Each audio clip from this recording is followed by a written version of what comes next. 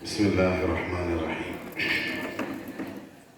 எல்லோருடைய பதிலையும் எதிர்பார்த்து அஸ்ஸலாமு அலைக்கும் வரஹ்மத்துல்லாஹி வபரகாத்துஹு. வலைக்கும் ஸலாம் வரஹ்மத்துல்லாஹி வபரகாத்துஹு.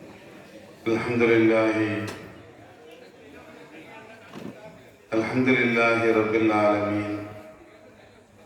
عدد خلقه ورضاء نفسه وزنة عرشه ومداد كلماته.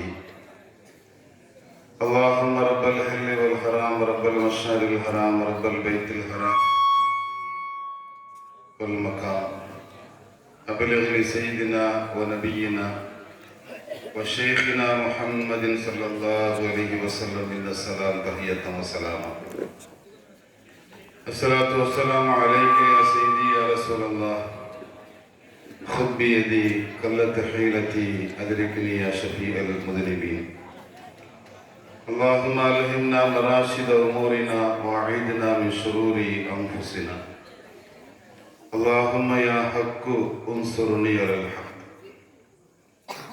எல்லாம் வல்ல அல்லாஹ்வின் மகத்தான கிருபையினால் சிறப்பாக நடைபெறுகிற இந்த பெருவிழாவினுடைய தலைவர், கண்ணியத்திற்கும் மிகுந்த மரியாதைக்கும் உரிய ஜமாத் தலைவர் அவர்களே, முன்னிலை ஏற்றிருக்கிற கண்ணியத்திற்குரிய பெருந்தகைகளே, சிறப்பான உரைகளை ஆற்றி அமர்ந்திருக்கிற மேன்மைக்குரிய ஹதரத் பெருந்தகைகளே, பெரியவர்களே, தாய்மார்களே, சகோதர சகோதரிகளே, உங்களெல்லாம் பார்க்கும்போது ரொம்ப பொறாமையா இருக்கு. ஏன்னா இவ்வளவு நேரம் மிகுந்த சந்தோஷத்தோடு பெருமானார் ஸல்லல்லாஹு அலைஹி வஸல்லம் தங்களை பற்றி பேசப்பட்ட கருத்துக்களை எல்லாம் நீங்கள் கேட்ட விதம் உண்மையிலேயே மகிழ்ச்சி. எல்லாம் முடிஞ்சிருச்சு, சால்வை வர போட்டாச்சு. நான் எப்போ முடிப்பேன் அப்படிங்கிறது மட்டும்தான் பாக்கி. அப்படி ஒரு எதிர்பார்ப்போடு நான் நிறுத்தப்பட்டிருக்கிறேன். அருமையானவர்களே, பெருமானார் ஸல்லல்லாஹு அலைஹி வஸல்லம், இந்த உலகம் யாருடைய வருகைக்காக காத்து கிடந்ததோ அந்த பெருமான் ஒரு 1499 ஆண்டுகளுக்கு முன்னர் ஆமினா அப்துல்லா ரலியல்லாஹு அன்ஹுமா என்கிற தாய் தந்தையருக்கு மகனாய் பிறந்து மக்காவினுடைய எந்த பள்ளிக்கூடத்திலும் பாடம் படிக்காமல் தான் பிறந்த மக்காவில் பிறந்த நேரத்தில் படிப்பதற்கு ஒரு பள்ளிக்கூடம் இல்லாத ஊரில் 40 வயதில் நபித்துவத்தை பெற்று நபித்துவம் வெளிப்பட செய்து 63 வயதில் கண்களை விட்டு மறைந்து நம்மையெல்லாம் கண்காணித்துக் கொண்டிருக்கிற வள்ளல் பெருமான் இந்த 23 ஆண்டுகளில் அவர்கள் ஆற்றி இருக்கக்கூடிய சேவை இந்த உலகம் ஆற்றாமையால் விழிப்பிதுங்கி நிற்கிறது. எப்படி இவர்களுக்கு மட்டும் இது சாத்தியமாயிற்று? பெருமானார் ஸல்லல்லாஹு அலைஹி வஸல்லமுடைய அற்புதங்களில் மேலான அற்புதம் எதிரிகளும் புகழ்கிறார்கள். இந்த உலகத்தில் ஒரு சிலர்களுக்கு மட்டும்தான் அந்த பாக்கியம்.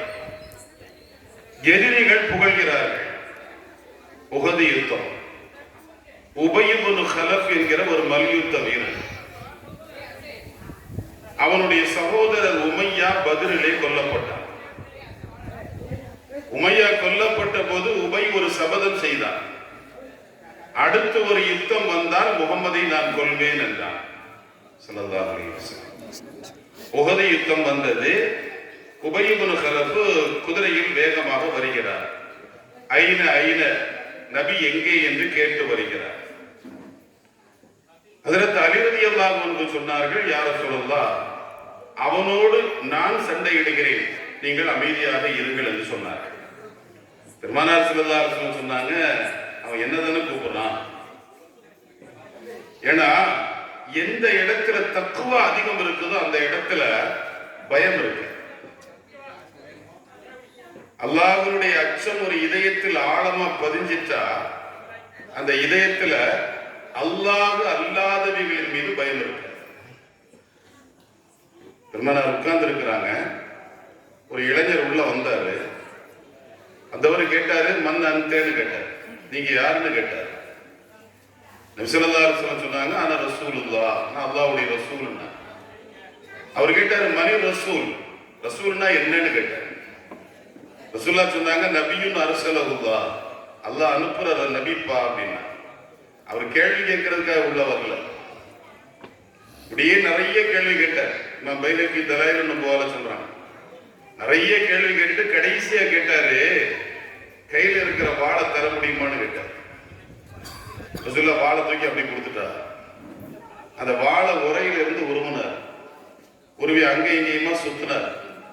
ஒரு 4-5 சுத்திக்கிட்டு தலை கீழே கவுத்து அந்த வாளினுடைய கூர்மையான பகுதியை ஓங்கி தரையில குத்தினார். குத்திக்கிட்டு உரையில போட்டு மீண்டும் நபியுடைய கையில கொடுத்துட்டார். இவ்வளவு நேரம் பேசாம இருந்த நபி ஸல்லல்லாஹு அலைஹி வஸல்லம் அந்த வாளை வாங்கிட்டு கேட்டாங்க, நீ நினைச்சது நடக்கல அப்படின்னா. நீ நினைச்சது நடக்கல. நான் என்ன நினைச்சேன், நான் என்ன நினைச்சேன் சொல்லுங்க பார்ப்போம். நான் என்ன நினைச்சேன்? நினைச்சது கன்ஃபார்ம் ஆயிடுச்சு. நான் என்ன நினைச்சேன் சொல்லுங்க. சொன்னாங்க, டேய், தெருவினுடைய கடைசியில ஒரு 4-5 பேர் உட்கார்ந்து இருந்தீங்க. அதுல ஒருத்தர் சொன்னாரு, நாளுக்கு நாள் முகமது நபி வளர்ந்துட்டே போறாரு, இது ஆபத்து, அவரை விட்டோம்னா ஊரு 2 பட்டு போயிடும், அதனால முடிவெடுக்கணும் அப்படின்னு சொல்லும் போது நீ என்ன சொன்ன? அந்த பொறுப்பை நான் எடுத்துக்கிறேன், நான் போறேன், கேள்வி கேட்கிற மாதிரி கேள்வி கேட்டு அவர் கையில இருக்கிற வாளை வாங்கி அவரையே கொன்னுட்டு வர்றேன்னு சொன்னியா இல்லையா? மண் அம்பா இருக்க யார சொல்லலாம். உங்களுக்கு இதை சொன்னது யார்? அம்பா நீ ரப்பி, ரப்பி எனக்கு சொன்னான், ரப்பி எனக்கு சொன்னான் தான். முத்த இதயக்க யார சொல்லலாம். கையை நீட்டுங்க. சொல்ல கையை நீட்டினாங்க. அஷ்ஹது அல்லா இலாஹ இல்லல்லாஹ் வ அன்னக ரசூலுல்லாஹ். இங்க நாம என்ன விளங்குறோம் அப்படின்னா, அவன் என்ன கொல்ல வர்றான்னு தெரியுது, அவன் என்ன கொல்லதான் வர்றாங்கிறது முன்னாலேயே தெரியுது. தெரிஞ்சுக்கிட்டே அவர் கையில வாழை தூக்கி கொடுக்கணும்னா இது என்ன தைரியம்? இந்த தைரியம் எங்க இருந்து வந்தது? இதுதான் தைரியம். வாளுக்கு என்னை கொல்லும் ஆற்றல் இல்லை. அல்லாஹ் ஒருவனுக்குத்தான் இமாத்தத் என்கிற செயல் உண்டு. அவன் மட்டும்தான் மரணத்தை உண்டாக்க முடியும், அவனால் மட்டும்தான் ஹயாத்தை தர முடியும் என்கிற அந்த தக்குவா, இறையச்சம் இதயத்தில் ஆழமாக பதிகிற போது அங்க பயம் இருக்காது, படைப்புகள் மேல பயம் இருக்காது. அல்லாஹ் அதை நமக்கு நசீபாக்குவானா. ஆமீன். பெருமானார் ஸல்லல்லாஹு அலைஹி வஸல்லம் சொன்னாங்க, நான் போறேன், அவன் என்னதானே கூப்பிடுறான் அப்படின்னு. உபய் இப்னு கலஃப் வேகமா வந்தார். பக்கத்துல ஒரு சஹாபி போனாங்க. அவங்க கையில இருந்து ஒரு சின்ன அம்பு, அந்த அம்பை வாங்கி பிஸ்மில்லா அப்படின்னு ஃபனஸஃப பிஹி சுண்டுனா, எரியல. அந்த அம்பை வாங்கி இப்படி விரல்ல வச்சுக்கிட்டு பிஸ்மில்லா அப்படி தூக்கி போட்டார். அம்பை வில்லுல வச்சு இழுத்து அடிக்கல, சாதாரணமா தூக்கி போடப்பட்ட ஒரு அம்பு. அந்த அம்பு போச்சு உபய் இப்னு கலஃபனுடைய முட்டுல பட்டுச்சு. குதிரையில இருந்து கீழே விழுந்தார். விழுந்தவர் கடுமையா சப்தமிட்டு அலற ஆரம்பிச்சார். வலி தாங்க முடியும். அந்த வழியா அபூ சுஃபியான் வந்தார். வந்தவர் சொன்னாரு, உபய், மக்காவினுடைய முக்கிய தலைவர்களில் நீ ஒருவர், வீராதி வீரர், மல்யுத்த களங்களில் வெற்றி வாகை சூடிய மாவீரன் நீ. சாதாரண ஒரு அம்பு, இந்த அம்பு பட்டதுக்கு இத்தனை சப்தமிட வேண்டுமா? இது என்ன சப்தம்? ஏன் இப்படி கத்துற? தலைவரான நீ கத்துவதை தொண்டர்கள் பார்த்தால் அசந்து போய் விடுவார்களே, தளர்ச்சி அடைந்து விடுவார்களே. எனவே கொஞ்சம் வாயை அடக்கி சப்தத்தை குறைத்து கத்து என்று சொன்ன போது உபய் இப்னு கலஃப் சொல்கிறார், இந்த உம்மத்தில் முஸ்லிம்களுடைய வேஷத்தில் இருக்கக்கூடிய ஒரு சிலருக்கு புரியாத ஒரு காரியத்தை உபய் இப்னு கலஃப் சொல்கிறார். யா அபா சுஃபியான், லா தன்துர் இலா மா ருமிய, எரியப்பட்ட ஆயுதத்தை பார்க்காத, அது சின்ன அம்புதான். ஒன்தொரு இலா மன் ரமா, எரிஞ்ச ஆள பாரு. எரிஞ்ச ஆளினுடைய கரத்தை பாரு, அந்த கரத்தினுடைய தரத்தை பாரு. அந்த தரம், அந்த கரம், இந்த கரத்தை ஒருவர் தொடுகிற போது அல்லாஹ்விடத்தில் பையத்து செய்ததாக அல்லாஹ் உச்சரிக்கிறார். ஒமா ரமைத்த இது ரமைத்த வலாக்கின் அல்லாஹ் ரமா. நபியே, நீங்கள் எறிந்த போது நீங்க எறியல, அல்லாஹ் எறிந்தான் என்று இக்கரத்தை அல்லாஹ் தன் கரமாக பிரகடனப்படுத்துகிற அளவிற்கு அல்லாஹ்வில் ஐக்கியமாகிவிட்ட, அல்லாஹ்வினுடைய குணங்கள் கொண்டு வாழுகிற, அல்லாஹ் வாழச் சொல்வது போல வாழ்ந்த இந்த உத்தம திருநபியினுடைய கையால் எறியப்பட்ட ஆயுதம் சிறியதாக இருப்பினும் அதனுடைய தாக்கம் கடுமையாக இருக்கும். அதனால எரியப்பட்ட ஆயுதத்தை பார்க்காத, எரிபவர் யார் என்று பார். உபய் இப்னு கலப் சொல்கிறார், எதிரிகளும் புகழ்கிறார்கள் என்கிறார் முஹம்மது ஸல்லல்லாஹு அலைஹி வஸல்லம். காலம் கடந்தது, எல்லோருக்கும் தெரிந்த வரலாறு கேட்டார். காலம் கடந்துகிட்டே வருது. எல்லாத்தையும் நான் ஒரு கேள்வி கேட்டா என்ன சொல்லுவீங்க? சர்வாதிகாரினா யாரு? சர்வாதிகாரிகள டாப்ல இருக்கிறது யாரு? பாருங்க, ஹிட்லர். எல்லாரும் சொல்லுவோம் ஹிட்லர். எனக்கு ஒரு பயம், வேற யாரையும் சொல்லுவீங்களோ, எனக்கு அப்படி ஒரு பயம் வேற வந்துருச்சு, யாராவது சொல்லிருந்தீங்களோ. ஹிட்லர் அவர் சொல்றாரு, இறுதியாக சிறைச்சாலையில் அடைக்கப்பட்டார். சர்வாதிகாரிகளினுடைய கடைசி முடிவு அதுதான். சிறைச்சாலையிலே அடைக்கப்பட்டு அவருக்கான தூக்கு தண்டனைக்கான நாள் நிர்ணயிக்கப்பட்டது. அதற்கு முன்னால சுயசரிதையை எழுத ஆரம்பித்தார். எவ்வளவு பெரிய மோசமானவர்களாக இருந்தாலும் அவர்களுக்கு ஒரு சுயசரிதை உண்டு. சுயசரிதையை எழுதினார். எழுதி முடிச்சிட்டு, நாளைக்கு காலையில தூக்கு என்றால் இன்றைக்கு இரவு தன்னாய் துப்பாக்கியால் சுட்டு தற்கொலை செய்வோம். அதுக்கு காரணம் எழுதும் போது சொல்றாரு, ஹிட்லரை இன்னொருவர் கொன்றார் என்கிற வரலாறு என் வாழ்க்கையில் இருக்கக்கூடாதுங்கிறார். அந்த ஹிட்லர் எழுதுகிறார், இந்த உலகத்தில் யாருக்கு முன்னாலும் நான் தலை சாய்த்ததே இல்லை, எல்லா இடங்களிலும் தலை நிமிர்ந்து நிற்கக்கூடிய நான் உலகத்தில் முதலாய் ஒரு மனிதருக்காக என் தலை சாய்கிறது. அவருடைய வரலாற்றை படித்தேன். படித்த போது முகம்மது நபி என்கிற அந்த மாமனிதர் மக்காவில் ஒரே ஒரு முறைதான் ஹஜ்ஜுக்கு சென்றார்.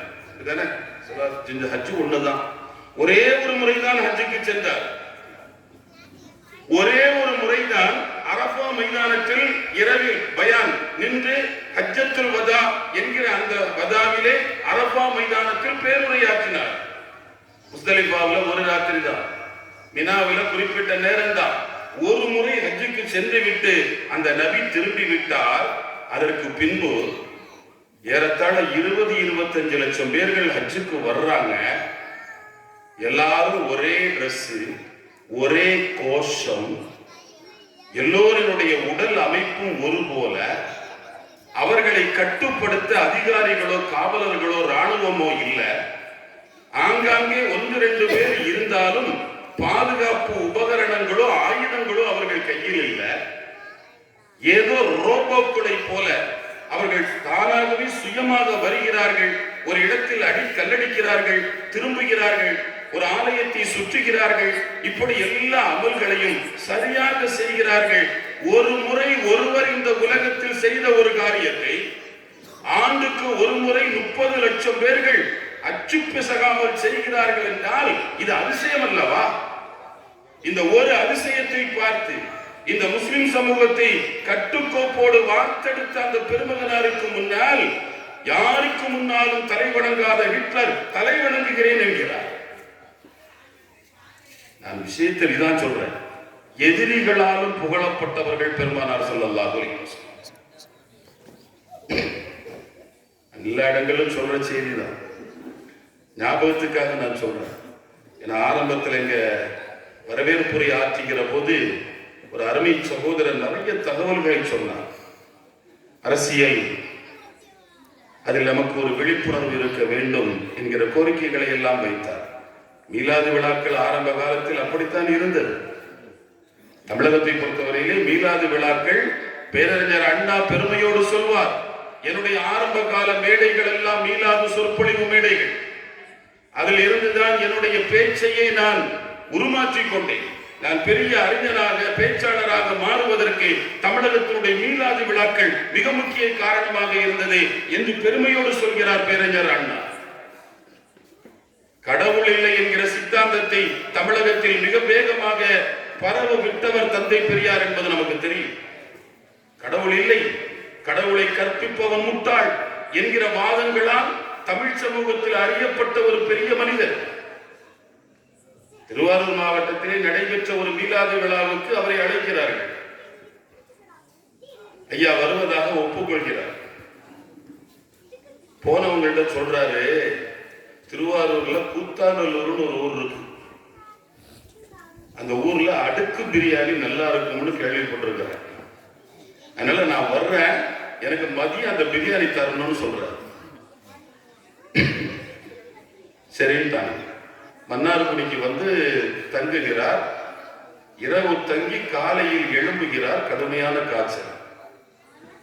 இந்த காய்ச்சல்ல விலவெலுத்து போறாரு. மருத்துவர்கள் பரிசோதிச்சு பார்த்துக்கிட்டு வர கஞ்சியை தவிர எதையும் தொடக்கூடாதுன்றாங்க.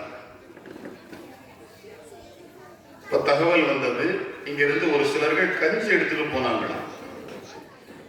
கஞ்ச ஒரு பெரிய மண் பாத்திரத்துல ஊத்தி, நோம்பு கஞ்சி குடிக்கிற கொற்றால கோப்பையில ஊத்தி கொடுத்தாங்களாம்.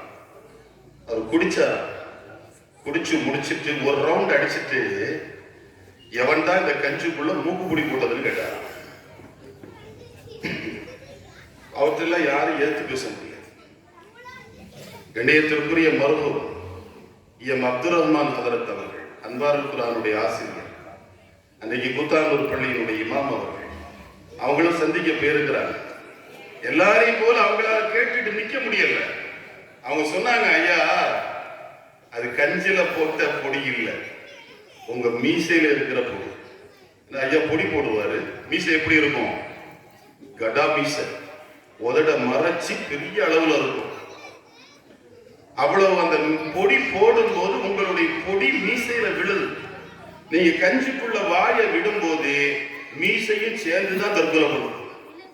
அந்த கஞ்சி கோப்பைக்குள்ளார உங்க முடி முக்குது இல்ல, அந்த முடியில இருந்த பொடி கீழே விழுது, அதனால கஞ்சியில பொடி ஸ்மெல் வருது. அதனாலதான் அது இப்ப வந்து அவ வேலையை ஆரம்பிக்கிறார். ஆலிம்களுடைய படி இதுதான். அதனாலதான் எங்க உயிரின மேலான நபி ஸல்லல்லாஹு அலைஹி வஸல்லம் ஆண்கள் மீசையை கத்தரிக்கணும்னு சொன்னார். இந்த உதட்டுல மேல் உதட்டினுடைய வெள்ள பாகம் வெளியே தெரிகிற அளவுக்கு மீசையை கட் பண்ணணும். அந்த மீசை தொங்கக்கூடாது. தொங்குனா குடிக்கிற பானத்திலையும் தண்ணீர்லையும் அது ஒழுந்துரும். நாம விடுற காத்து கார்பனு அது ரிட்டன் மீசையில இருந்து மீண்டும் தண்ணி வழியா உடம்புக்குள்ள போனா அது அவ்வளவா நல்லா இருக்காது, ஆரோக்கியத்துக்கு கேடு. அதனால எங்க நபி மீசையை கத்தரிக்கணும், தாடி வளர்த்தணும்னு சொன்னா அப்படின்னு சொன்ன உடனே ஐயா சொன்னாரா, முகமது நபி மீசமயிர பத்தியுமா பேசியிருக்காரு. கடவுள் இல்லை என்று சொன்ன ஒரு மனிதர் அதிசயித்து போய் பார்க்கிறார். இத்தனை நாகரிகம் வளர்ந்திருக்கிற ஒரு சமூகத்தில் நான் சில விஷயங்களை சொல்கிற போது என்னை காட்டு மிராண்டி என்று இந்த சமூகம் திட்டுகிறது. என்னை கல்லால் அடிக்கிறார்கள், செருப்பால் அடிக்கிறார்கள். என் பெயரை கேட்டாலே இந்த நூற்றாண்டில் கூட மிகப்பெரிய கடுப்புகளை கொண்ட மனிதர்கள் சமூகத்தை களமாடுகிறார்கள். ஆனால் அறிவை இல்லாத ஒரு காலகட்டத்தில் வாழ்ந்த அந்த முகமது நபி இத்தனை பெரிய சாதனைகளை செய்தார். உலகம் அன்றிலிருந்து இன்று வரை உபய் இப்னு கலஃப்ல இருந்து தந்தை பெரியார் வரையிலும் அத்தனை பெருமக்களும் வியந்து பார்க்கிற ஒரு அற்புத கதாபாத்திரம் செய்துனா முஹம்மது ஸல்லல்லாஹு அலைஹி வஸல்லம். இவ்வளவு ஆளுமை தனக்கு உள்ளால் நபி அவர்கள் பதித்து வைத்திருந்தார். பெருமானாரை அல் குர்ஆன் சில இடங்கள் அறிமுகப்படுத்துகிறது. ஒரு இடம் அல்லாஹ் இப்படி சொல்றான், தராகும் என்பொருவன இலைக்க ஒகும் லா யுபஸிர். நபியே, அவர்கள் உங்களை பார்ப்பதாக நீங்க நினைக்கிறீங்க, ஆனா வஹும் லா யுப்சிரூன், அவங்க பார்க்கல. ஆயத்துக்கு என்ன அர்த்தம்? அவங்க உங்களை பார்க்கிறதா நபியை நீங்க நினைக்கிறீங்க, ஆனா அவங்க பார்க்கல. பார்க்கிறான்னு சொல்றதே அல்லாஹ் தான், ஆனா பார்க்கலன்னு வேற சொல்றான். ஆயத்துக்கு ஏறத்தாழ 18 தஃசீர் உண்டு. அந்த 18 தஃசீர்ல ஒரு தஃசீரை நான் சொல்றேன். அதுக்கு இன்னொரு தஃசீரும் இருக்குது. நபியே, சிலைகள் உங்களை பார்ப்பதாக நீங்கள் கருதுகிறீர்கள், சிலைகள் உங்களை பார்க்கல. தராவினுடைய ஃபாயில் யார் என்பதில் முஃபஸ்ஸிர்களுக்கு மத்தியில் பெரிய கருத்து வேறுபாடு. அந்த கருத்து வேறுபாட்டில் ஒரு கருத்து இதுதான். அல்லாஹ் நபியை பார்த்து சொல்கிறார், நாயகமே, அவர்கள் உங்களை பார்ப்பதாக நீங்கள் கருதுகிறீர்கள், ஆனால் வஹும் லா யுப்சிரூன், அவங்க பார்க்கல. என்ன அர்த்தம்? பார்க்க வேண்டிய விதத்துல பார்க்கல. என்ன அர்த்தம்? அவங்க பார்க்கிறாங்க, சராசரியா பார்க்கிறாங்க. முஹம்மது இப்னு அப்துல்லாஹ்னு பார்க்கறாங்க, முஹம்மது ரசூலுல்லாஹ்னு பார்க்கறாங்க. இதையும் தாண்டி ஒரு பார்வை இருக்குல்ல. நபி யார்? நபியினுடைய யதார்த்தம் என்ன? அவர்களுடைய திருமேனியை தொடுவதால் கிடைக்கப் பெறுகிற பாக்கியம் என்ன? அலி ரலியல்லாஹு அன்ஹு கூட போயிட்டு இருக்கிறாங்க. அப்படியே போயிட்டு இருக்கும்போது திடீர்னு அலி ரலியல்லாஹு அன்ஹுடைய கையை பிடிக்கிறாங்க. பிடிச்சிட்டு கேட்கிறாங்க, மன் அன யா அலி? அலி, நான் யாருன்னு கேட்கிறாங்க. அலி ரலியல்லாஹு அன்ஹு சொல்றாங்க, அன்த ரசூலுல்லாஹ், நீங்க அல்லாஹ்வுடைய ரசூல் அப்படின்னா. பேச்சு முடிஞ்சிருச்சு. போயிட்டே இருந்தாங்க. கொஞ்ச தூரம் போன பிறகு திரும்பவும் கேட்டாங்க, மன் அன யா அலி? அலி, நான் யாரு? அலி ரலியல்லாஹு அன்ஹு சொன்னாங்க, அன்த ரசூலுல்லாஹ். மூணாவதும் போனாங்க, மூணாவதும் கேட்டாங்க. அலி ரலியல்லாஹு அன்ஹு சொன்னாங்க, அன்த ரசூலுல்லாஹ்னாங்க. ரசூலுல்லாஹ் சொன்னாங்க, அலி, அன ரசூலுல்லாஹி வ அன ஹபீபுல்லாஹி ஹக்கா. நான் ரசூலுல்லாஹ் தான், அல்லாஹ்வுடைய ஹபீப். நான் ஹபீபுல்லாஹ், ஹக்கன் ஹபீபுல்லாஹ், ஹக்காக ஹபீபுல்லாஹ். முடிஞ்சு. திரும்ப வர்றாங்க, போயிட்டு திரும்ப வர்றாங்க. வரும்போது ரசூலுல்லாஹ் கேட்கிறாங்க, மன் அன்த யா அலி? அலி, நீ யாருன்னு கேட்கிறாங்க. நீங்க யாருன்னு கேட்கிறாங்க. ரசூலுல்லாஹ் சொன்ன அலி ரலியல்லாஹு அன்ஹு சொன்னாங்க, அன அலியும் அப்துல்லாஹி, நான் அல்லாஹ்வுடைய அடிமை அலின்னா. தூரம் வந்து திரும்ப கேட்டாங்க, அலி நீங்க யாருன்னு கேட்டாங்க. அன அலி அப்துல்லா. மூணாவது கேட்டாங்க, நீங்க யாரு? அன அலி அப்துல்லா. ரசூலுல்லாஹ் சொன்னாங்க, யா அலி, அன்த ஹபீபுல்லாஹ், அன்த ஹபீபுல்லாஹ், நீயும் அல்லாஹ்வுடைய ஹபீபு தான். அலி ரலியல்லாஹு அன்ஹு கேட்டாங்க, பிமா யா ரசூலுல்லாஹ், அது எப்படி? நீங்க ஹபீபுல்லாஹ், உலகம் நம்பும். நான் ஹபீபுல்லாஹ்னா அதுக்கு ஏதாவது ஒரு தலீல் வேணும் இல்ல? எதனால நான் அல்லாஹ்வுடைய ஹபீப்? அப்பந்தான் சொன்னாங்க, அந்த துஹிப்புனி, நீ என்ன நேசிக்கிற, ஹக்கன், ஹக்கா நேசிக்கிற. என்ன ஹக்கா நேசிக்கிறவங்களும் ஹபீபுல்லாஹ் தான். என்ன சத்தியமா நேசிக்கிறவங்க, உண்மையா நேசிக்கிறவங்க, கலப்படம் இல்லாம நேசிக்கிறவங்க. கலப்படம் இல்லாம நேசம் என்ன? நான் தெருவுல போறேன், எங்க அத்தாவை பத்தி ஒரு தப்பா பேசுறான், நின்று என்ன செய்வேன்? என்ன செய்வாங்க சொல்லுங்களேன்? சண்டை போடுவேன், அப்படித்தானே? விடமாட்டேன். அந்த நேரத்தில் எனக்கு சகிப்புத்தன்மை, பொறுமை, சாந்த குணம் அதெல்லாம் அங்க நிக்காது. காரணம் என் அத்தா, எங்க அத்தா, ஏன் அத்தா, ஏன் அப்பா. அந்த உணர்வு உள்ளுக்குள்ள வந்துடும். வந்து ஒரு வார்த்தையால் அவனை சொல்ல தோணும். நான் தெருவில் போறேன், என் காதுல ஒருத்தன் சொல்றான், எவனோ ஒருத்தன் சொல்றது என் காதுல விழுது. நபி ஸல்லல்லாஹு அலைஹி வஸல்லம் ஒரு போஸ்ட்மேன் தாங்கிறான். எனக்கு கோபம் வரல, நான் எருமை மாடு மேல மழை பெஞ்ச மாதிரியே போறேன். எப்படி உண்மையான பாசம் அது? உங்களுடைய அத்தாவை விட, அம்மாவை விட, உற்றாரை விட, உறவினரை விட, ஒன்னை விட, உயிரை விட, உலகத்துல எல்லாத்தையும் விட நீ என்னை நேசிக்காத வர உன்னுடைய ஈமான் பூரணமாகாது, நீ மூமின்னு ஒன்னு சொல்லக்கூடாதுன்னு சொன்ன நபி, அத்தாவை பேசும்போது எனக்கு கோபம் வருது, அவங்கள பேசுனா நான் சிரிச்சுக்கிட்டேன், என் மச்சான் வந்தாங்க. பக்கத்துல ஒரு அஜத்து விளக்கம் வேற, நம்ம மச்சான் அதாவது நான் பார்த்தும் பார்க்காம போறேன்ல, அதுக்கு என்ன காரணம்னா அவன் நம்ம மச்சான். அவன் சவுதி போனான்ல, ஒரு மாதிரி கேட்டுக்கிட்டான், ஆறுதல் தேடிக்குவார். இவர் தனக்கு தானே ஆறுதல் தேடிக்குவார். இது ஹக்கான ஈமான் இல்லை. அதனாலதான் அலி, நீங்க ஹபீபுல்லா தான் எப்போ துஹிப்புனி ஹக்கா, ஹக்கன் என்ன நீ நேசிச்சா நீ அல்லாஹ்வுடைய ஹபீப். அல்லாஹ் இந்த நேசத்தை நசீபாக்குவானா. அருமையானவர்களே, இந்த காதல் அற்புதமான காதல். நம்முடைய மேன்மக்கள், நம்முடைய முன்னோர்கள், சஹாபிகள் பெருமானார் ஸல்லல்லாஹு அலைஹி வஸல்லம் மீது அளவு கடந்த அன்பு கொண்டு இந்த உலகத்தில் இருக்கிற எல்லா படைப்புகளும் நபியினுடைய பேரழகை பார்த்து அந்த பேரழகுக்கு உள்ளால் தன்னை தொலைத்து விட மாட்டோமா என்று ஏங்கி தவித்த பொழுதுகள் ஏராளம் தாராளம். தோழர்களே, இன்னில அரிஃபு ஹஜரா சொல்றாங்க, ஒரு கல்லு எனக்கு தெரியும், அக்காவுல ஒரு கல்லு இருக்கு, அந்த கல்லை எனக்கு தெரியும். கானையு சல்லிமு அலைய கபல நுபுவத்தி, நான் நபியாகிறதுக்கு முன்னால அது என்ன பார்த்து அஸ்ஸலாமு அலைக்கும் சொல்லும். நான் நபியாகுவதற்கு முன்னால் எனக்கு சலாம் சொல்கிற ஒரு கல் மக்காவுல இருக்குது, அந்த கல் எனக்கு தெரியும். என்ன காரணம்? இந்த உலகத்தில் இருந்த எல்லா மஹ்லூகாத்துகளுக்கும் அல்லாஹ் தன்னுடைய ஹபீபினுடைய ஸ்தானத்தை வெளிப்படுத்தி காட்டினான். வழக்கம் போல மனுஷனுக்கும் ஜின்னுக்கும் தெரிய போட்டான். கபிரிஸ்தான்ல நடக்கக்கூடிய வேதனை, அதாபுல் கபரு, கபருக்குள்ள என்ன நடக்குது என்பதை உலகத்தில் இருக்கிற எல்லா படைப்புகளும் பார்க்குது, கேட்குதுங்கிறாங்க பெருமானார் ஸல்லல்லாஹு அலைஹி வஸல்லம். கைர சக்கலை, மனுஷின் வர்க்கத்தை தவிர. வெள்ளிக்கிழமை ஆயிட்டா மனுஷின் வர்க்கம் அல்லாத எல்லா படைப்புகளும் பயந்து நடுங்குது. இது கியாமத்தினுடைய வெள்ளியாக இருக்குமோ என்று, மனுஷின் வர்க்கத்தை தவிர.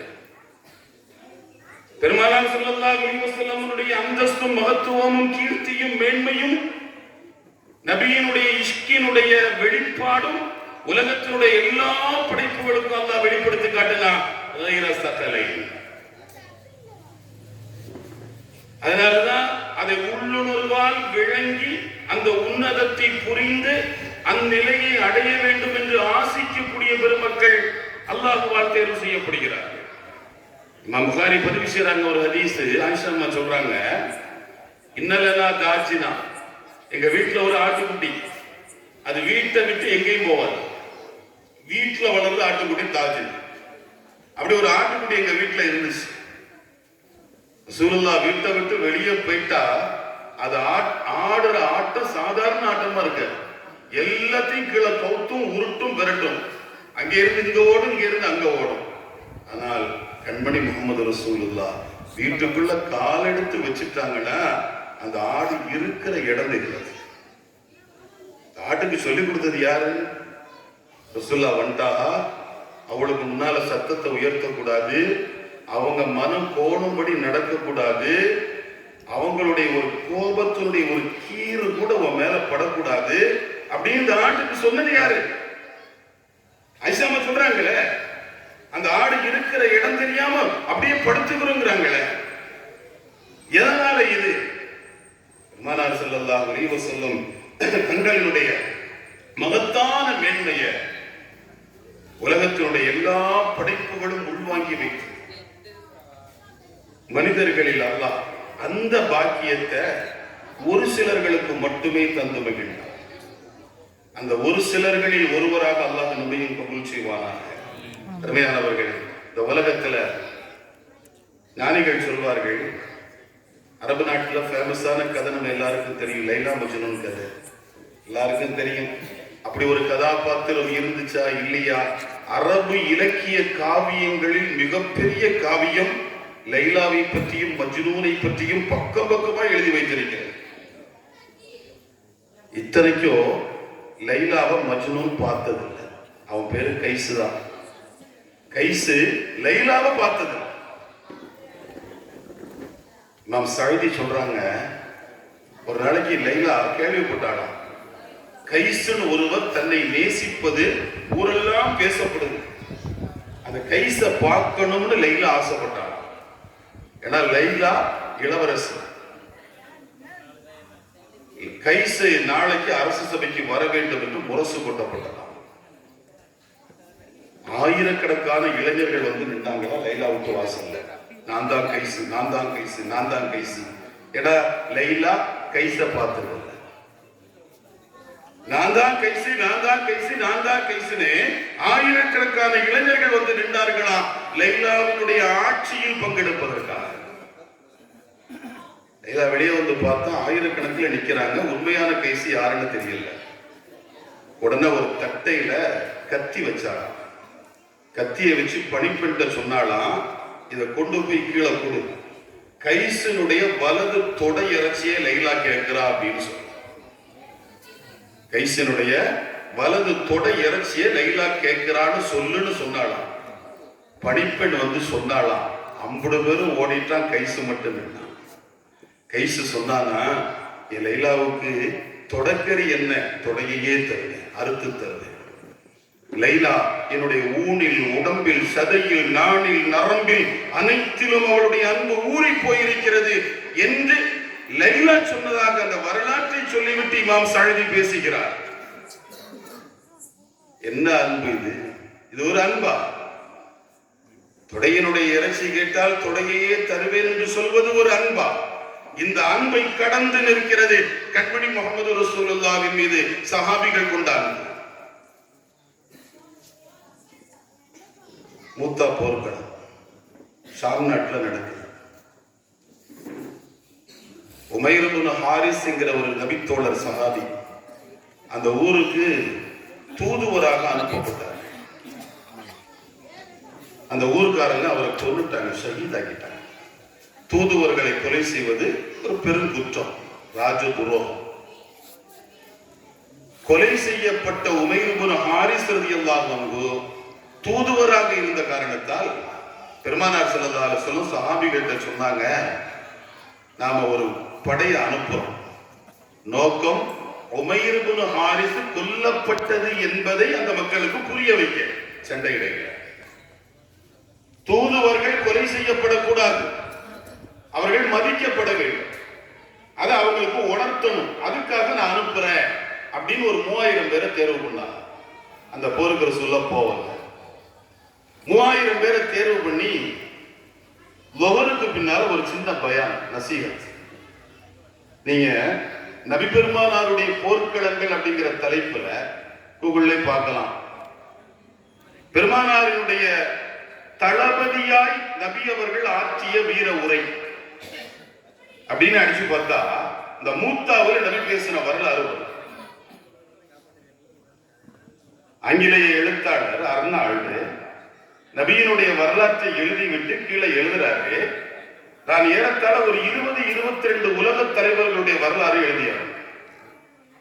அதிலும் நான் எழுதிய பெரும்பாலான மனிதர்கள் ராணுவ தளபதிகளாகவும் ஆட்சியாளர்களாகவும் இருந்தவர்கள்.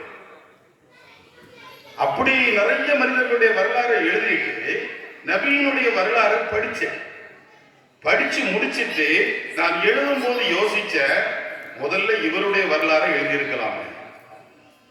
ஏன்னா உலகத்திலேயே போர்க்களத்திலும் ஒழுக்கம் வேண்டும் என்று போதித்தவர் பெருமானார் ஸல்லல்லாஹு அலைஹி வஸல்லம். போர்க்களத்திலும் ஒழுக்கம் வேண்டும் என்று பாடம் நடத்தியவர்கள் பெருமானார் ஸல்லல்லாஹு அலைஹி வஸல்லம். போர்க்களம் எப்படி சொல்லுவோம்? எதிரிகள் தாக்க வர்றாங்க என்று சொல்லுவோம், ஏய் விடக்கூடாது, நாடு நம் நாடு, இந்த மண் என் மண், ஒரே அடிதான், வேகமா தாக்கணும். இதான் போர்க்களத்தில் இப்படித்தான் பேசணும், துவம்சம் செய்யணும், சூறையாடணும். ஆனால் பெருமானார் ஸல்லல்லாஹு அலைஹி வஸல்லம் அந்த 3000 பேரை தேர்வு செஞ்சுட்டு லொஹருக்கு பின்னால மஸ்ஜிது நபவியில மிம்பர்ல நின்று பேசுறார். தோழர்களே, சீரு பி பிஸ்மில்லா, பிஸ்மில்லான்னு போங்க, அல்லாஹ்வுடைய பேரை கொண்டு போங்க, பிரயாணத்தை ஆரம்பிங்க. நீங்க போகும்போது சில காரியங்கள் நான் சொல்வேன். ஷாம் நாடு கிறிஸ்தவ நாடு. அங்கே சில கன்னியாஸ்திரிகளும் பாதிரிகளும் மலைகளுக்கு மேலே சில மடாலயங்களை உருவாக்கி தனிமையிலிருந்து இறைவனை வணங்குகிறார்கள். அவர்களை தாக்கி விடாதீர்கள், அவர்களுக்கு எந்த தொந்தரவும் தந்து விடாதீர்கள். இன்னமும் அகுலுகித்தான், அவர்கள் வேதம் கொடுக்கப்பட்டவர்கள். இன்னும் அவளும் கிதாபின், நாம் வேதத்தை உடையவர்கள். ஒரு வேதக்காரர் இன்னொரு வேதக்காரரை மதிப்பது தானே சகஜம், பழக்கம். எனவே அதை செஞ்சிடாதீங்க.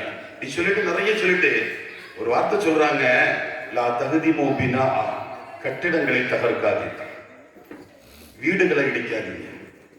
இன்னைக்கு கலவர நேரங்கள்ல முஸ்லிம்களுடைய கடைகள் சூறையாடப்படுது, முஸ்லிம்களுடைய பொருளாதாரம் முடக்கப்படுது. பிரச்சனைன்னு வந்தா முதல் கல்லு முஸ்லிம் வீட்டினுடைய கண்ணாடியை பார்த்தா வருது. வீடு என்ன பாவம் செஞ்சிச்சு? பெருமானார் கேட்கிறார்கள், லா தகுதிமோ பினா, கட்டிடங்களை தகர்க்காதீர்கள். வலா தக்கத்தகு ஷஜரம் முஸ்மிரா, பழம் தருகிற மரங்களை வெட்டாதீங்க என்று போர்க்களங்களிலும் ஒழுக்கத்தை போதித்தவர்கள் பெருமானார் ஸல்லல்லாஹு அலைஹி வஸல்லம். இந்த 3000 பேருக்கும் நசியத்தெல்லாம் பண்ணிட்டு இப்பதான் ரசூலுல்லாஹ் முடிவு போடுறாங்க. தோழர்களே, இந்த 3000 பேருக்கும் நான் 3 தளபதிகள் சொல்றேன். அதுல முதலாவது தளபதி என்னுடைய வளர்ப்பு மகன் ஸெய்து இப்னு ஹாரிஸா. அவர் கொல்லப்பட்டால் அப்துல்லாஹ் இப்னு ரவாஹா தளபதி. அவர் கொல்லப்பட்டால் ஜஅஃபர் இப்னு அபீ தாலிப் தளபதி. அவர் கொல்லப்பட்டால் யார் கையில அல்லாஹ் வெற்றி தரணும்னு நினைக்கிறானோ அவர் தளபதி. முடிச்சு போட்டாங்க. இதுல கவனிங்க, 3 பேரை பத்தி ரசூலுல்லாஹ் சொல்றாங்க. முதலாளு ஸெய்து இப்னு ஹாரிஸா, இரண்டாவது அப்துல்லாஹ் இப்னு ரவாஹா, மூணாவது ஜஅஃபர் இப்னு அபீ தாலிப் ரலியல்லாஹு அன்ஹு. 3 பேரும் கொல்லப்படுவாங்கன்னு சொல்லிட்டாங்க. ஸெய்து இப்னு ஹாரிஸா வெளியே வர்றாங்க, பள்ளியில இருந்து வெளியே வர்றாங்க. ஒரு யூதர் வந்தார். வந்தவர் சொன்னாரு, ஸெய்து போக போறியா போருக்குன்னு கேட்டார். ஆமா போக போறேன். போகாத, இந்த முகமது ஒரு கருணாக்கு படைச்சவர். யூதர் சொல்றார், இந்த முகமது ஒரு கருணாக்கு படைச்சவர். இவர் சொன்னது சொன்னபடி நடக்கும். அதனால நீ கொல்லப்பட்டால் அப்படின்னு அவர் சொல்றாருன்னா நீ கொல்லப்படுவாய் என்பது உறுதியாயிடுச்சு. அதனால போகாத. ஸெய்து இப்னு ஹாரிஸா சொல்றாங்க, அவ சொன்னது சொன்னபடி நடக்கும்னு சொன்னிய, அது இன்னைக்குதான் உனக்கு விளங்குது. நான் கதீஜா ரலியல்லாஹு அன்ஹா மூலமா அவ கைக்கு வந்தன. அந்த கையை முதல்ல தொட்ட போது எனக்கு ஒரு ஸ்பரிசம் வந்தது. அந்த கையினுடைய குளிரும் சூடும் கலந்த ஒரு நிலை என் உடலுக்கு உள்ளால் 1000 வாட் மின்சாரமாய் அதிர்வலைகளை ஏற்படுத்தி எனக்குள் ஏற்படுத்திய அந்த மாற்றம் தாக்கம். அப்போது நான் புரிந்து கொண்டேன், இந்த நபி எது சொன்னாலும் நடக்கும் என்பது எனக்கு புரிந்தது. அதனால நான் போறேன். எனக்கு எவ்வளவு பெரிய பாக்கியம் தெரியுமா? ஸெய்து இப்னு ஹாரிஸா சொல்றாங்க. இமாம் ஸஅதி இதைத்தான் பதிவு பண்றாங்க. ஸெய்து இப்னு ஹாரிஸா சொல்கிறார், எனக்கு எவ்வளவு பெரிய பாக்கியம் தெரியுமா? இத்தனை 1000 சஹாபிகள் இருக்கிற ஒரு சபையில ஸெய்தே அல்லாஹ்வுக்காக போய் நீ இறந்து வா என்று நபியினுடைய வாயால் சொல்லப்படுகிற அளவுக்கு என் பெயர் மாறியது என்றால் இதை விட எனக்கு என்ன பெருமை வேண்டும்? 1,24,000 பேர்ல ஸெய்து நீ பி மௌத்தாவு, அல்லாஹ்வுக்காக மௌத்தாவு, அப்துல்லா நீ பி மௌத்தாகு, ஜாஃபர் நீ பி மௌத்தாகு என்று நபி சொல்கிறார்கள் என்றால் அது எத்தனை பெரிய பாக்கியம். லைலாவுக்காக தொடையை அறுக்க துணிந்தவன் கை சென்றால் முகமது ரசூலுல்லாஹ் அல்லாஹ்வுக்காக ஷஹீதாகு என்று சொன்னால் அதை அப்படியே ஏற்றுக்கொள்கிற மனோபாவம் கொண்டவர்கள் 1,24,000 ஆஷிக் ரசூல்களாக வாழ்ந்த சஹாபிகள். பெருமானார் ஸல்லல்லாஹு அலைஹி வஸல்லம் சஹாபிகளுக்கு உள்ளே ஏற்படுத்திய அதிர்வலைகள். அபூபக்கர் ரலியல்லாஹு அன்ஹு ஆச்சரியப்பட்டு கேட்கிறாங்க, ஃபீனா உலித்த யா ரசூலல்லாஹ், எங்க ஊர்ல தானே பிறந்தீங்க? ஃபீனா உலித்த யா ரசூலல்லாஹ், எங்க ஊர்ல தானே பிறந்தீங்க, மக்கால தானே பிறந்தீங்க, உங்களுக்கு எனக்கு என்ன 2 வயசு தானே வித்தியாசம், அவங்கள பார்த்துட்டு தானே இருக்கிறேன். இஸ்தஃபீனா, எங்களோட தானே வாழுறீங்க. மின் ஐனலுக்க ஹாதல் இல்ம், இந்த ஞானம் உங்களுக்கு எப்படி வரும்? என்ன பேச்சு பேசுறீங்க? இலக்கியவாதி வந்தால் அவன் தோற்கும் அளவுக்கு இலக்கிய நயத்தோடு பேசுறீங்க. பாமரர்கள் வந்தால் அவர்களை சுண்டி இழுக்கும் வார்த்தைகளை பயன்படுத்தி பேசுகிறீர்கள். எல்லா நிலைகளிலும் மேம்பட்டு நிற்கிறீர்களே, உங்களுக்கு இந்த ஞானம் எங்கிருந்து வந்தது? ஒவ்வொரு நாளும் ஒவ்வொரு நேரமும் உறவாடி மகிழ்ந்த அண்ணல் அபூபக்கர் அதிசயத்து போய் கேள்வி எழுப்பி கேட்கிறார், உங்களுக்கு இந்த ஞானம் எங்கிருந்து வந்தது? இந்த உலகம் பெருமானாரை நேசிக்க ஆரம்பித்த ஒவ்வொரு மனிதர்களும் விழி உயர்த்தி கேட்கிற கடைசி வார்த்தை, எப்படி யார சொல்ல? இத்தனை ஆற்றல்களும் இருந்தும் எதுவும் தெரியாத ஒரு அப்பாவி போல் உங்களால் மட்டும் எப்படி வாழ முடியும்? இங்கே சாதாரண காலி குடங்களே ஆட்டம் போடுகிற காலகட்டம், ஒன்றுமில்லாத காலி குடங்களே ஆட்டம் போடுகிற காலகட்டத்தில் நிறை குடமாய் தவழ்ந்த நீங்கள் உங்களால் எப்படி இப்படி அடக்கமாய் இருக்க முடிந்தது? அடக்கம் அமரர் உய்க்கும் என்கிற வார்த்தை உங்களை பார்த்து தான் பாடப்பட்டதோ? அந்த அளவிற்கு எல்லாம் இருந்தும் எல்லா நிலைகளில் உயர்த்தப்பட்டிருந்தும் கூட சாதாரண ஒரு எளிமையான வாழ்க்கையை அல்லாஹ் நசீபாக்கி பெருமானாருடைய அந்தஸ்தை ஆசிக்கீன்கள் மட்டும் உள்ளுணர்வால் உணர வேண்டும். அது ஒரு சிலர்களுக்கு தான் அந்த பாக்கியம் கிடைக்கும் என்பதற்காக நபியினுடைய மாண்பை கீர்த்தியை அல்லாஹ் மறைத்து வைத்து நம்மை சோதித்து பார்க்கிறார். நாம் வெற்றியாளர்களாக மாற வேண்டும். அல்லாஹ் அந்த நசீபை தருவானாக. அருமையானவர்களே, பெருமானார் ஸல்லல்லாஹு அலைஹி வஸல்லம் பிறப்பிலிருந்து 63 வயதை அடைந்து நம் கண் பார்வையை விட்டு மறைய ஆரம்பித்த அன்று முதல் இன்று வரையிலும் பெருமானார் ஸல்லல்லாஹு அலைஹி வஸல்லம் வாழ்க்கை, அவர்களுடைய ஞானங்கள், அவர்கள் உம்மத்தோடு சேர்ந்து இருக்கக்கூடிய தருணங்கள் வரலாற்றில் நிறைய காட்சிகள் உண்டு. பகதாதுல ஒரு முஃப்தி இருந்தார், நல்ல முஃப்தி. தஃசீர் ரூஹுல் பயான்ல வரக்கூடிய ஒரு செய்தி இது. அவரு ரமதானுடைய காலகட்டத்தில் ஒரு பெண் அவங்கள்ட்ட போய் கேள்வி கேட்கிறாங்க, முஃப்தி நான் நோன்பு வச்சுட்டு வாந்தி எடுத்துட்டேன், இவர் நோன்பு முறியுமா முறியாதான்னு கேட்கிறாங்க. இவரு முறியும்ட்டார். அந்த அம்மா போய் நோன்பு விட்டுடுச்சு. அன்னைக்கு ராத்திரி முஃப்தி தூங்குறா. அதனால ஆரம்பத்திலே சொன்னா அவங்க நல்ல முஃப்தி. நம்ம ஊர்ல நிறைய முஃப்திகள் நடக்குது.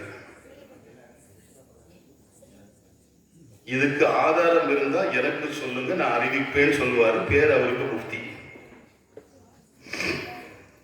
இது கூடுமா கூடாதா, வசீலா கூடுமா கூடாதா, முஃப்தியிட்ட கேட்டா முஃப்தி சொல்லுவாரு. ஆதாரம் இருந்தா சொல்லுங்க, நான் கூடுமா கூடாதான்னு சொல்றேன். அவருக்கு பேர் முஃப்தி, முஃப்தியுல் ஆலம்.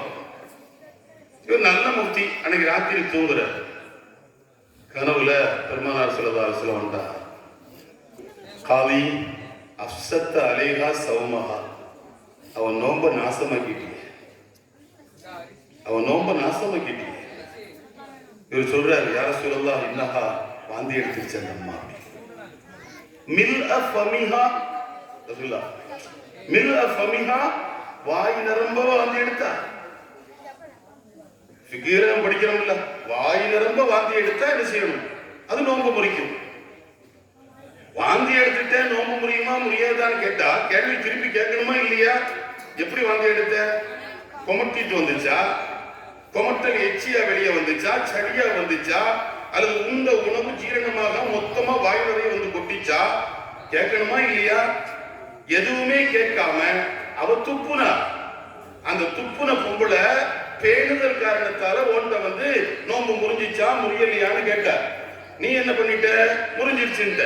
அஃஸத்த அலைஹா சௌமஹா, என் உம்மத்துல ஒரு பொம்பளையினுடைய நோம்பை நாசமாக்கிட்டிய. அவர் முடிவுக்கு வந்தாராம், இனிமேல் நான் மார்க்க தீர்ப்பு சொல்ல மாட்டேன். ஏனென்றால் எல்லா தீர்ப்புகளும் பெருமானார் ஸல்லல்லாஹு அலைஹி வஸல்லம் எடுத்துக்காட்டப்படுகிறது. இந்த உம்மத்தினுடைய ஒரு பெண்ணினுடைய நோன்பு ஒரு தவறான தீர்ப்பின் மூலமாக முறிக்கப்பட்ட நேரத்தில் முஹம்மது ரசூலுல்லாஹ் முன்வந்து பேசுகிறார்கள், அவருடைய நோன்பு நாசமாக்கிட்டியம்மா. இமாம் ஹாக்கிம் தன்னுடைய முஸ்ததரக்ல பதிவு பண்றாங்க, உஸ்மான் ரலியல்லாஹு அன்ஹு குர்ஆன் ஓதிட்டு இருக்காங்க. எதிரிகள் வீட்டை சுத்தி நிக்கிறாங்க, முற்றுகையிட்டு நிக்கிறாங்க. கதவை திறந்தா பூந்து தாக்குவாங்க. ஒரு பல நாள் முற்றுகை. கடைசி நேரம் அதில் உஸ்மான் ரலியல்லாஹு நோன்பு வச்சிருக்கிறாங்க. அந்த நோன்போடு குர்ஆன் ஓதிட்டு இருக்கிறாங்க. குர்ஆன் ஓதிட்டு இருக்கும் போதே கண்ணு லைட்டா அசருது. பெருமானார் ஸல்லல்லாஹு அலைஹி வஸல்லம் கனவுல வர்றாங்க. அஃப்திர் இந்தனா யா உஸ்மான், நோன்பு திறக்க நம்மள்ட்ட வந்திருக்கிறார். அஃப்திர் இந்தனா யா உஸ்மான், நோன்பு திறக்க நம்மள்ட்ட வந்திருக்கிறார். கொஞ்ச நேரத்துல எதிரிகள் உள்ள பூந்தாங்க. குர்ஆன் ஓதும் போதே ஹஜ்ரத் உஸ்மான ஷஹீதாக்குனாங்க. நோன்பு திறக்கிறதுக்கு முன்னால ஹஜ்ரத் உஸ்மான் வஃபாத் ஆயிட்டாங்க. எங்க போயிட்டா? நோன்பு திறக்க. பெருமானார் ஸல்லல்லாஹு அலைஹி வஸல்லம் மௌத்தி கைருல் லக்கும், நான் உங்களிடம் மரணிப்பதும் நல்லதுதான், வஹயாத்தி கைருல் லக்கும், நான் வாழ்வதும் நல்லதுதான். சஹாபிகள் கேட்டாங்க, யா ரசூலல்லாஹ் வாழ்வது நல்லது அல்ஹம்துலில்லாஹ், எங்களுக்கு விளங்குது. ஏன்னா நீங்க இருக்கிற புண்ணியத்துல தான் வகி வருது, நீங்க இருக்கிற புண்ணியத்துல தான் அதாபு வராம இருக்கு.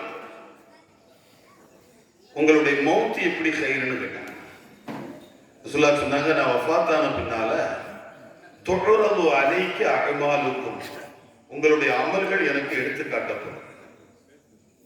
ஃபஇன் தகு சாலிஹா, அந்த அமல்கள் நல்லமல்களாக இருந்தால் ஃபஅஹமதுல்லாஹ, அல்ஹம்துலில்லாஹ், உங்களுக்காக துஆ செய்வேன்.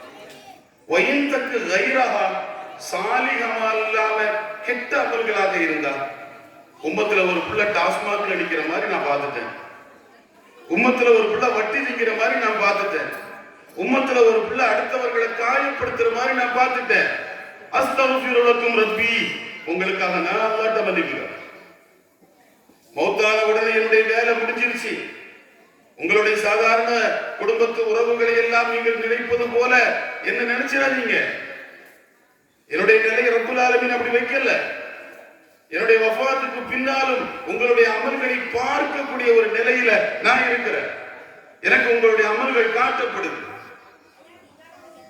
பெருமானார் ஸல்லல்லாஹு அலைஹி வஸல்லமுடைய வஃபாத்துக்கு பின்னால் நபி அவர்களை பார்த்த, கனவில் பார்த்த எத்தனையோ வரலாறுகள் ஹதீஸில் எக்கச்சக்கமாக உண்டு.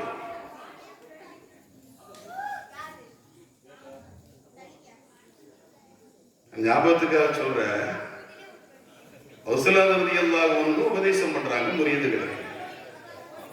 வரலாறு படிக்கலாம், துனியால கூட இதை படிக்கலாம். அப்படி நின்று உபதேசம் பண்றாங்க. முன்சப்ல அலியுல் ஹித்தி ரஹ்மத்துல்லாஹ் உட்கார்ந்திருக்காங்க. அலியுல் ஹித்தி யாரு? ரசூலுல்லாஹி ரலியல்லாஹு அன்ஹுடைய முதல் கலீஃபா. அவங்க தான் கலீஃபத்துல் குலஃபா.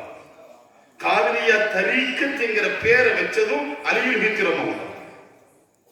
மதரசத்துல் காதிரியா ரசூலுல்லாஹி உருவாக்குனாங்க.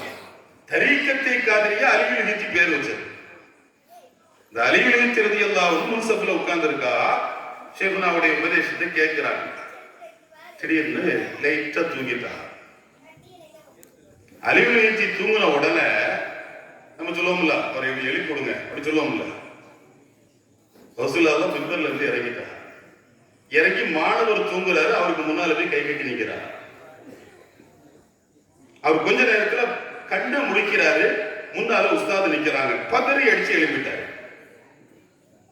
ரசூலுல்லாஹ் கேட்டாங்க, அலி, கனவுல வந்த ரசூலுல்லாஹ் உன்கிட்ட என்ன சொன்னாங்கன்னு கேட்டாங்க. கனவுல வந்த ரசூலுல்லாஹ் உன்கிட்ட என்ன சொன்னாங்கன்னு கேட்டாங்க. அலியுல் ஹித்தி சொன்னாரு, இந்த காலத்துல ஹிதாயத்தை இந்த பிள்ளைகிட்ட இருந்து நீ எடுத்துக்க, இதை விட்டுறாதேன்னு சொன்னாங்க. நீ நல்ல நீங்க நான் அதோட விட்டுறேன். இது ஒரு செய்தி. ஒரு உண்மையான முரீதுக்கும் ஒரு உண்மையான முரப்பியான செய்தி இருக்கிற தொடர்பினுடைய வெளிப்பாடு. ஒரு உண்மையான முரீதுக்கும் ஒரு முரப்பியான, கம்பெனி நடத்தக்கூடாது, ஒரு முரப்பியான மாட்சிமை தாங்கிய, அம்மானத்தினுடைய வகைகள் அறிந்து தெரிந்து புரிந்த, நஃப்ஸினுடைய எல்லா அலங்கோலங்களையும் அனுபவத்தில் உணர்ந்து சுத்தப்படுத்திய ஒரு ஆற்றல் மிகுந்த ஆளுமை, இலாயத்தோடு தர்பியத்தும் தழலீனும் தரப்பட்ட ஒரு மாமேதையினுடைய அந்தஸ்து என்ன என்பதையும் இந்த நிகழ்ச்சியில் இருந்து நாம புரியலாம். அலியுல் ஹித்தினுடைய கனவுல பெருமானார் ஸல்லல்லாஹு அலைஹி வஸல்லம் பெருமானார் வாழ்கிறார்கள். அவர்களை காண வேண்டும், பார்க்க வேண்டும் என்கிற ஆசை எல்லாருக்கும் இருக்கா இல்லையா? இருக்கா இல்லையா? சத்தமா சொல்லுங்களேங்க. இருக்குதுங்க. எப்படி இல்லாம இருக்கும்? இப்படிதானே? இப்படிதானங்க? எப்படி இல்லாம இருக்கும்?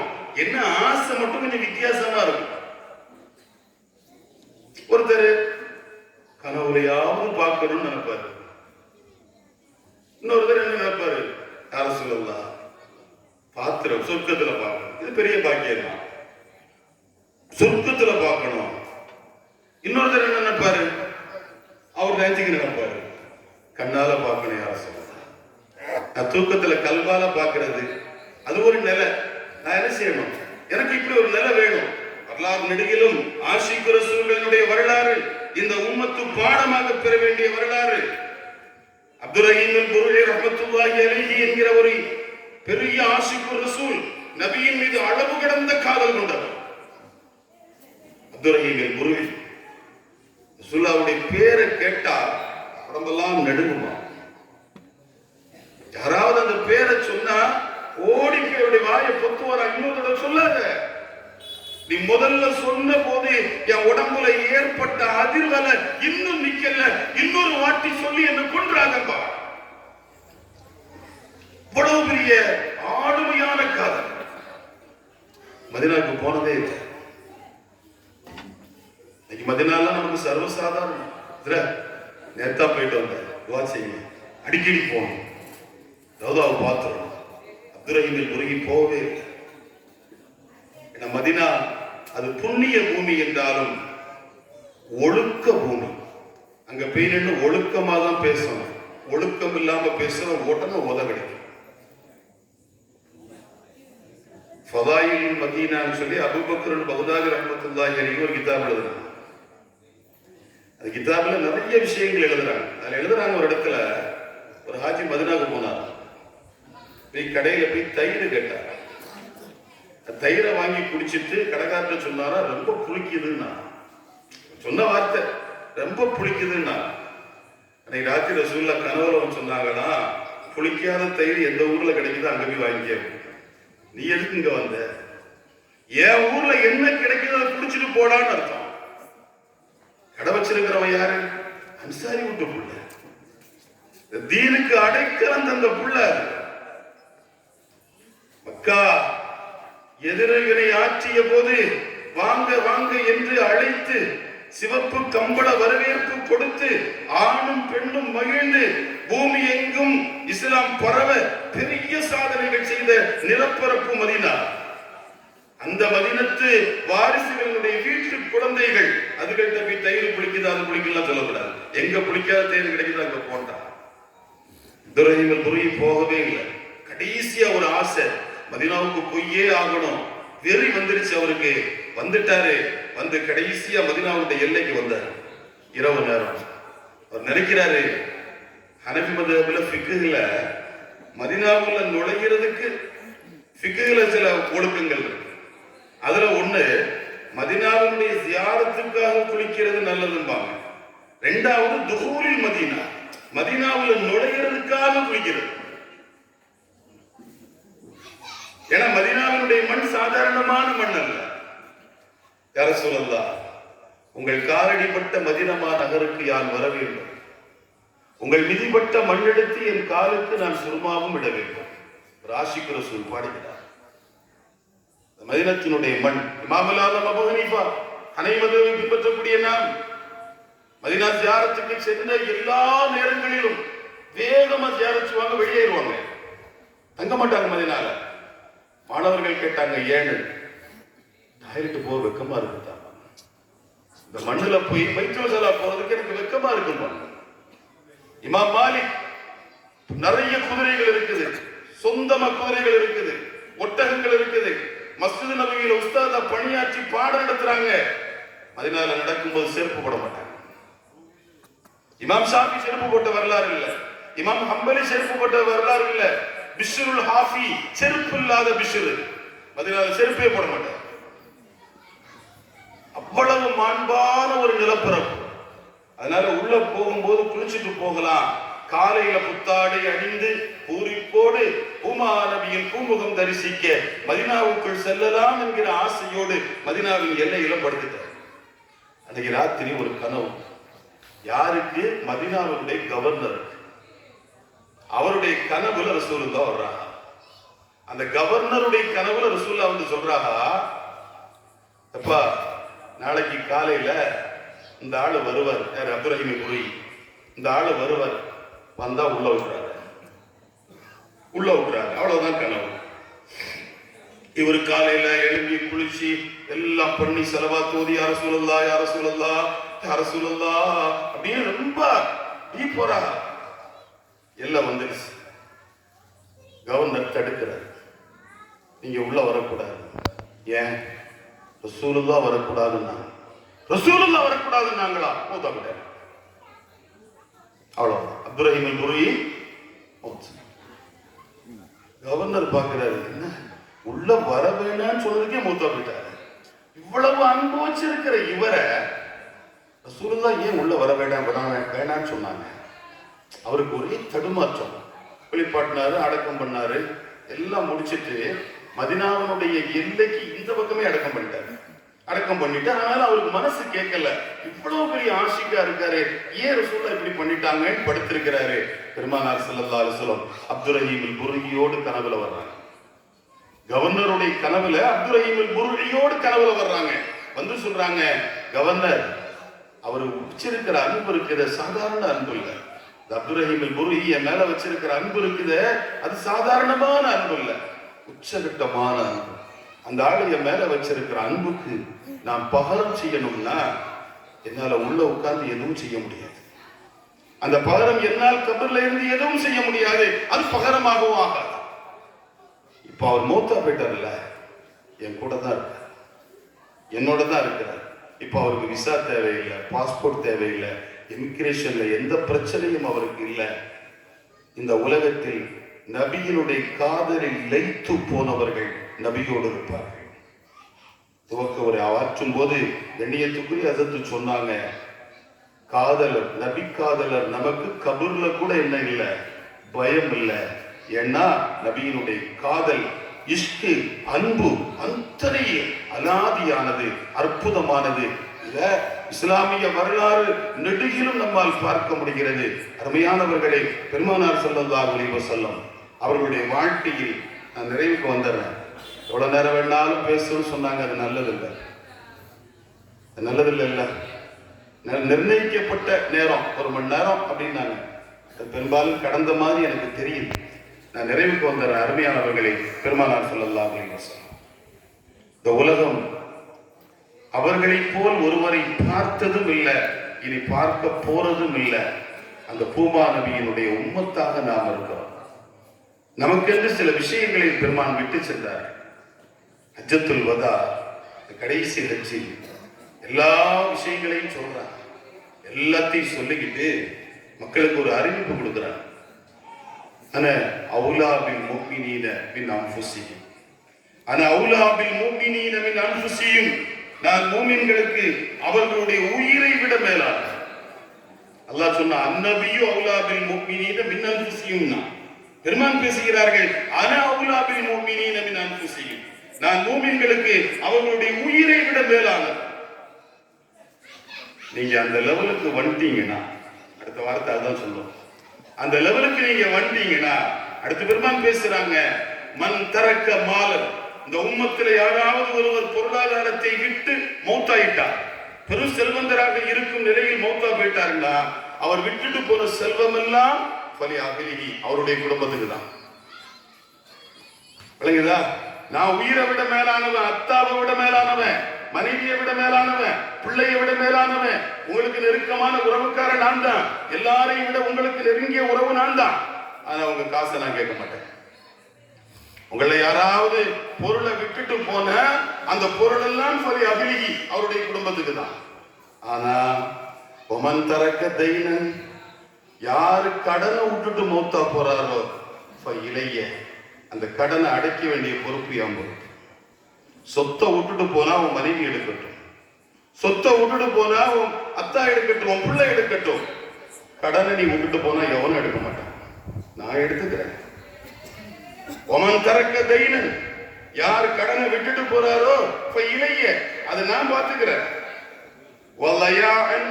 பராமரிக்க முடியாத பச்சிடம் குழந்தைகளை விட்டுவிட்டு ஒருவர் இறப்பாரையானால் அந்த குழந்தைகளினுடைய பொறுப்பு அலைய என் மேல இருக்கு. ஏன்னா நீங்க எப்படிப்பட்டவங்க தெரியுமா? நான் உங்களுக்கு உங்க உயிரை விட மேலானவர், நான் உங்களுக்கு உங்க உயிரை விட மேலானவர். நேசித்து பார். அப்படி நேசித்தால் உன்னுடைய எல்லா விஷயங்களிலும் நான் இருப்பேன். எல்லா விஷயங்களிலும் அல்லாஹ் என்னை கொண்டு எல்லாவற்றையும் தருவான். அப்படி ஒரு மகத்தான நிலை உங்களுக்கு கிடைக்க வேண்டும் என்றால் பெருமானார் சொல்ற ஒரே வார்த்தை, உங்களுடைய உயிரை விட என் மீது இருக்கக்கூடிய அன்பு அலாதிரானியாக மாறும். அப்துல்லாஹ் இப்னு முகஃபல் ரலியல்லாஹு அன்ஹு தெருவுல போனாங்க. 2 பிள்ளைங்க சின்ன கல், அந்த கல்லை எடுத்து வச்சு இப்படி சுண்டி விளையாடினாங்க. இப்படி சுண்டி விளையாடிட்டு இருந்தாங்க. ஹஜ்ரத் அப்துல்லாஹ் இப்னு முகஃபல் சொன்னாங்க, எத்தாப்பி விளையாடாத, இந்த கல் இருக்குது இல்ல, லா யகுத்துலு சைதா, வேட்டை பிராணியை வேட்டையாடாது, வலா யகுத்துலு அதுவா, எதிரிகளை கொலையும் செய்யாது, ஆனா எக்குசிறு சின்ன பல்ல உடைச்சு, எஃப்கவுல் ஐன, கண்ணை இழக்க செஞ்சு, கண்ணுல சேதம் உண்டாகும், பல்லுல சேதம் உண்டாகும். ஏன் இந்த கல்லை போட்டு விளையாடுற? நஹானா ரசூலுல்லாஹ் தடுத்திருக்காக விளையாடாத அப்படின்னு சொல்லிட்டு போயிட்டாங்க.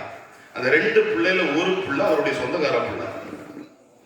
போயிட்டு கொஞ்ச நாள் கழிச்சு திரும்ப அந்த தெருவழியா வர்றாங்க. அந்த பிள்ளை மீண்டும் விளையாடி போயிட்டான். அப்துல்லாஹ் இப்னு முகஃபல் சொன்னாங்க, ரசூலுல்லாஹ் விளையாடக்கூடாதுன்னு ஒன்றை நான் சொன்னேன், ஆனா அதை மீறியுமா நீ விளையாடுற? பேச மாட்டேன், மௌத்து வரையிலும் அது சொன்னாங்கல்ல. இன்னைக்கு நடைமுறையில பாத்தீங்கன்னா கல்யாண பத்திரிக்கை எங்க வீட்டுக்கு பக்கத்து வீடு வர வந்தாச்சு, சண்டாள பையன் பக்கத்து வீடு வர வந்தான், வேணும்னே பைக்கை என் வீட்டு வாசல்ல தான் நிப்பாட்டான். நிப்பாட்டிட்டு அந்த வீட்டுல பத்திரிக்கை கொடுத்துட்டு ஒரு வார்த்தை சொல்லாம போயிட்டான். எழுதிட்டல, என்ன ஆச்சாரு, என்ன எழுதிருக்கீங்க? டைரியில எழுதிட்டல. எப்படி? எங்க வீட்டு அவசரத்துக்கு அவனை கூப்பிட வந்தார், எழுதி வச்சுட்டல. ஏன்னா நம்ம அவசரம் வந்தா ஒரு காலத்துல எப்படி எழுதுவோம்னா, யார் யாரை கூப்பிடணும்னு யோசிப்போம், எழுதி வைப்போம், மறந்துருமே. இப்ப எந்த லெவலுக்கு போயிட்டோம்னா யார் யாரை கூப்பிடக்கூடாதுன்னு எழுதி வைக்கிற ஒரு காலம். இங்க அப்துல்லாஹ் இப்னு முகஃபல் சொல்றாங்க, நீ கல்யாணத்துக்கு கூப்பிட மாட்டப்பா, உன்கிட்ட பேச மாட்டேன்னு அவன் சொல்லுவான்பா. பெருமானார் ஸல்லல்லாஹு அலைஹி வஸல்லம் விளையாடக்கூடாதுன்னு தடுத்த ஒரு காரியத்தை உன்கிட்ட சொல்லி அதை மீறி நீ செய்யறேன்னா இனிமேல் உன்கிட்ட நான் பேச மாட்டேன். இது பெருமானார் மீது இருக்கிற உண்மையான இந்த அன்பு பெரும் மாற்றத்தை சமூகத்திற்கு தரும். இந்த அன்புதான் நமக்கான இருலோக ஜெயத்திற்கான மூலதனம். இந்த அன்பு நமக்கு எல்லா வகையிலும் துணை நிற்கும். காரணம், நம் மீது அளவு கடந்த அன்பு கொண்டவர்கள், நம் மீது அளவு கடந்த அன்பு கொண்டவர்கள். நபி நம்மை நேசிப்பதால் அவர்களுக்கு எந்த லாபமும் இல்லை. இதுதானே ரசூலுல்லாஹ் நம்மளை நேசிக்கிறாங்கன்னா லாபம் இருக்கா? ஒண்ணும் கிடையாது. நாம ரசூலுல்லாஹ்வை நேசிப்பது நமக்கு அசல். நேசிச்சாதான் மூமினாக முடியும், நேசிச்சாதான் ஈமான் உண்டாகும். அவன் நாம நேசிச்சுதான் ஆகணும், நபி நேசிச்சுதான் ஆகணும்னு அவசியம் இல்லை. ஆனாலும் நம்மை நேசித்தவர்கள். இறுதி ஹஜ்ஜில பல ரிவாயத்துகள், ஒரு ரிவாயத்துல 40 ஒட்டகம், இன்னொரு ரிவாயத்துல பல கருத்து. ரெண்டு விஷயம், இது ஒன்றை மட்டும் எடுத்துங்க. 2 ஒட்டகம், அதுல குறைஞ்சு வர்றது இவ்வளவுதான், 2 ஒட்டகம். ஒரு ஒட்டகத்தை அறுத்தாங்க. அறுக்கும் போது சொன்னாங்க, அல்லாஹும்ம ஹாதா மின்க இலைக்க லி முஹம்மதி, அல்லாஹ் இது உன்கிட்ட இருந்து வந்தது, உன்கிட்ட தான் வருது, இது எனக்காக. இன்னொரு ஒட்டகத்தை படுக்க போட்டாங்க, நிப்பாட்டுனாங்க, வெட்டுனாங்க. வெட்டும் போது சொன்னாங்க, அல்லாஹும்ம ரப்பே, என்னுடைய உம்மத்துல யார் யாருக்கெல்லாம் உதவியா கொடுக்க முடியாம இருக்குதோ, உதவியா கொடுக்கணும்னு யாரெல்லாம் நினைக்கிறாங்களோ, கொடுக்க முடியலன்னு யாரெல்லாம் வருத்தப்படுறாங்களோ, அதுகளுக்காக நான் ரசூலுக்காக உதவியா கொடுக்கலாம். அல்லாஹ் ஏத்துக்கிறது ஏத்துக்காம இருக்கிறது அவன் சாய்ஸ். ஆனா நமக்காக ரசூலுல்லாஹ் கொடுத்த உதவியாவை யார் ஏத்துக்குவா? அல்லாஹ் ஏத்துக்குவான். தன்னுடைய ஒரு அமல் மூலமா கியாமத்து நாள் வரையிலும் வரக்கூடிய உம்மத்துகளுக்கு நன்மையை உண்டாக்கி கொடுத்தாங்க. நான் செய்யறதா உனக்காக. சக்கராத்துல படுத்திருக்கிறாங்க. ஆயிஷா அம்மா சொல்றாங்க, தலையில கட்டி இருக்குது, தலைவலி, தலையில துணியை கட்டி இருக்கிறோம், துணிக்க மேல சொட்டா கொதிக்குது, துணிக்க மேல கைய வச்சு தொட்டா கையெல்லாம் கொதிக்குது. யார சொல்லலாம், கடுமையான கஷ்டமா தெரியுது, வழக்கம் சதீதா, கடும் காய்ச்சலா தெரியுது. பெருமானார் ஒண்ணுமே சொல்லல. முன்னால ஒரு கோப்பை இருந்துச்சு, அந்த கோப்பைக்குள்ள 2 விரலையும் விட்டாங்க. அப்படி விரலை விட்டு ஈரமாக்கி முகத்தை அப்படியே தடவுனாங்க. தடவிட்டு சொன்னாங்க, இன்னரில் மௌத்தி சக்கராத்தி, மௌத்துக்கு கஷ்டம் இருக்கத்தான் செய்யுது. யாரு சொல்றது? யாரு? பெருமானார் ஸல்லல்லாஹு. இன்னலில் மௌத்தி சக்கராத்தின், மௌத்துக்கு கஷ்டம் இருக்கதான் செய்யுது. ஜிப்ரீல் அலைஹிஸ்ஸலாம் வந்துட்டா, யார சொல்லுதா? ஆக லோ கஷ்டம் இதுதான். இருக்கிறதுலேயே ரூஹு பிரியும் போது ஏற்படக்கூடிய வலி, அந்த சக்கராத்து, அது இதுவரையில இது மாதிரி இலகுவா யாருக்கும் இருந்ததே இல்லை. இனிமேல் இது மாதிரி இலகுவா இன்னொரு ஆளுக்கு இருக்க போறதும் சொன்னாங்க. அப்ப என் உம்மத்து கஷ்டப்படுமா சக்கராத்தினுடைய நேரத்துல? ரூஹு அது வாங்கப்படும் போது, வெளியாகும் போது அதுகளுக்கு கஷ்டம் உண்டாகுமா? ஆமா, யார சொல்லுதா? இன்னலில் மௌத்தி சக்கராத்தி. அப்படின்னா அந்த கஷ்டத்தை எல்லாம் எனக்கு தந்துடக்கூடாதா? என் பிள்ளைகளினுடைய கஷ்டத்தை எல்லாம் எனக்கு தந்துடக்கூடாதா? அதுகளுக்காக நான் வாங்கிக்கிறேன்.